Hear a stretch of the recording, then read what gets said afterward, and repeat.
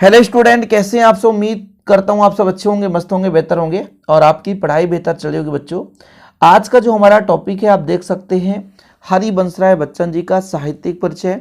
निम्नलिखित बिंदुओं के आधार पर कीजिए दो रचना, भावपक्ष, कलापक्ष, साहित्य में स्थान। जब भी आपका कोई भी साहित्यिक परिचय आए तो पहले सबसे पहले ये समझना है कि ये कवि परिचय है कि लेखक परिचय। जैसे यहाँ पर आपका हरिवंशराय बच्चन जी का कवि परिचय है, तो कवि परिचय में आपको दो रचना, भावपक्ष, कलापक्ष, साहित्य में स्थान लिखना होता है। वहीं पे जब लेखक परिचय आ जाता है बच्चों, तो भावपक्ष, कलापक्ष के जगह भाषा शैली लिखा जाता है। याद रखिए, तभी आप समझ पाएंगे। जैसे भावपक्ष, कलापक्ष है तो ये आप समझ जाओगे कि यहाँ पे कवि परिचय है।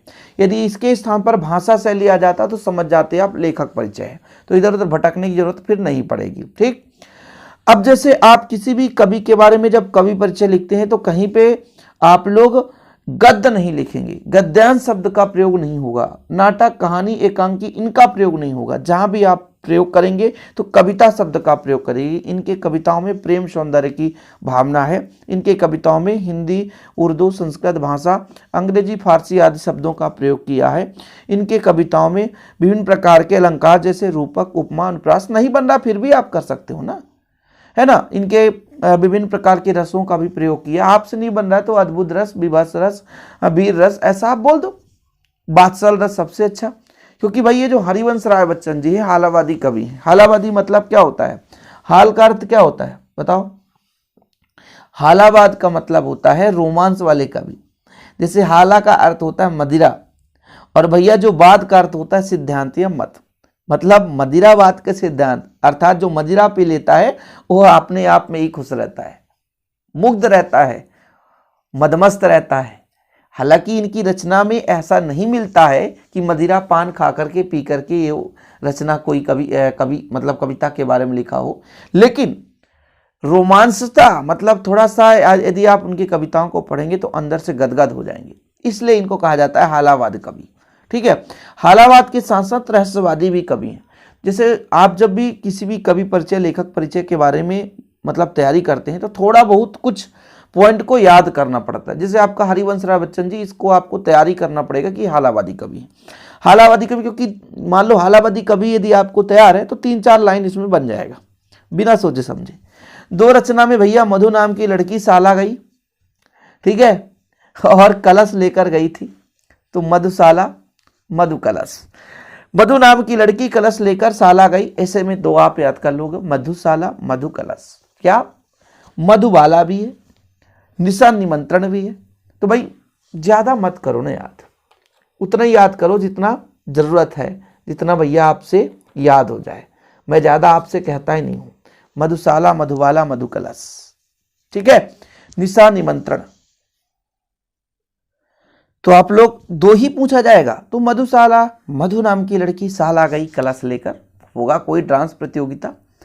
अब भावपक्ष, कलापक्ष में क्या लिखा जाता है सबसे पहले ये तो समझना है कि भावपक्ष मतलब इनके जो कविताओं की भाव क्या है वो चीज लिखना है। कलापक्ष मतलब कविता में किस प्रकार से भाषा शैली का प्रयोग हुआ है। ठीक है, ये दो चीज आपको समझना है। भावपक्ष, कलापक्ष में लिखा क्या जाता है? भावपक्ष में लिखा जाता है कि इनकी कविताओं से किस प्रकार की भावना मिलती है, किस प्रकार से प्रेम, सौंदर्य, व्यक्तित्व की भावना मिलती है। हालावादी कवि है तो हालावाद के प्रवर्तक है। हालावाद के साथ साथ रहस्यवादी कविता के बारे में भी अनूठा व्यवहार दिखाया है। कला पक्ष में आपको बताना है कि इनकी भाषा कैसी है, साहित्यिक खड़ी बोली है, संस्कृत शब्दों का प्रयोग किया, साथ में उर्दू, फारसी, अंग्रेजी शब्दों का भी प्रयोग किया। काव्य में उपमा अलंकार, रूपक अलंकार, अनुप्रास अलंकार की प्रयोग देखने को मिलती है। वीर रस, उत्साह रस, भयानक रस, इस जैसे रसों का इन्होंने जिक्र किया है। ठीक है, साथ में इन्होंने बिंब योजना, बिंब योजना मतलब जो इंद्रिय है उसको कविता के माध्यम से दर्शाने के लिए कोशिश किया है। जैसे तुलना कर दो, बिंब योजना का मतलब ये होता है आपके इंद्रिय हैं उनके बिंब के साथ राजनीतिक, सामाजिक बिंबों का सफल रूप से चित्रण, कि आपके इंद्रिय में किसी समाज की हो रही घटनाओं का चित्रण आपके इंद्र में, भैया इंद्र मतलब क्या होता है? नाक, कान, त्वचा, यही तो इंद्रिय हैं, इनमें अनुभूति करा दिया जाए। तो ये इनका बच्चों कला पक्ष हो जाता है। तो भाव पक्ष में क्या क्या भाव है? तो आप लोगों 3-3 लाइन, यदि भाव पक्ष 3 लाइन लिख दी है, 3 लाइन कला पक्ष, तो आपको भैया बराबर नंबर मिल जाएगा। हरिवंश राय बच्चन जी क्या हालावादी कवि हैं, ये सबको पता है, ये चीज याद ही रखना पड़ेगा। हालावादी के साथ साथ रहस्यवादी की भावना भी इनका प्रमुख रूप से रचनाओं में देखने को मिलता है कि मतलब रहस्यवादी के बारे में भी अनूठा एवं अद्भुत संगम उनकी रचनाओं में है। इनकी जो भी कविताएं उसमें प्रेम और सौंदर्य निहित है।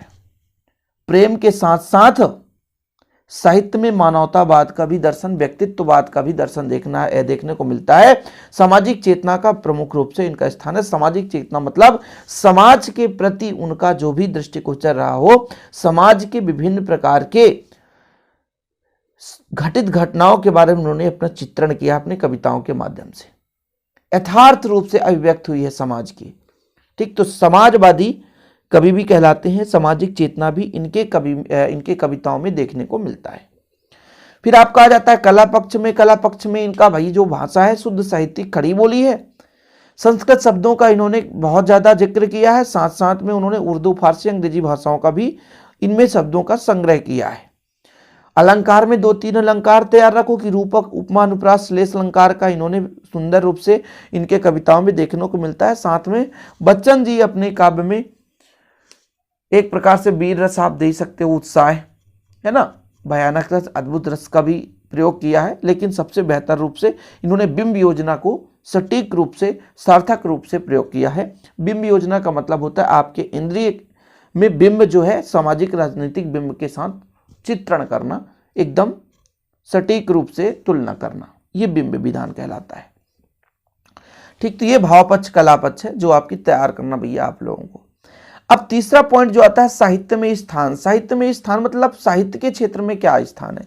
वैसे आप किसी भी कवि के बारे में लिखते हैं, किसी भी लेखक के बारे में लिखते हैं, तो हिंदी जगत में साहित्य में इनका विशेष योगदान था और इसी कारण इनका साहित्य में अद्वितीय स्थान रहेगा, हमेशा अद्वितीय, मतलब सब में से कोई एक, अनमोल, है ना।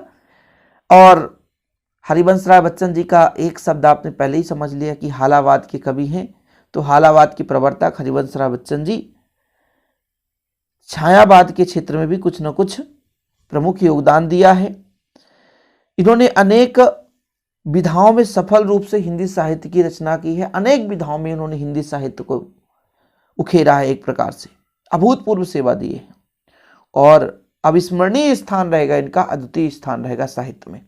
बस ऐसे ही 2-3 लाइन, रट्टा नहीं मारना अपनी भाषा में कि हालावाद के प्रवर्तक कवि हरिवंश राय बच्चन जी शुष्क एवं नीरस विषयों का सरस ढंग से प्रस्तुत करने में सिद्धांत थे। मतलब कोई भी कविता लिखते थे बिल्कुल सरल तरीके से, सरस सीधा प्रस्तुत किए। छायावादोत्तर युग के प्रमुख कवि हैं। उन्होंने साहित्य के अनेक विधाओं की सफल लेखनी से हिंदी साहित्य की अभूतपूर्व सेवा की है, इसलिए उनका स्थान अद्वितीय रहेगा। अब देखिए, इसको मैं टेलीग्राम में भी शेयर कर दूंगा, आप लोग तैयार कर लेना। मैं ये नहीं कहता हूं कि शेयर नहीं करूंगा बच्चों, टेलीग्राम शिव कोचिंग क्लासेस के नाम से आप ज्वाइन कर लेना।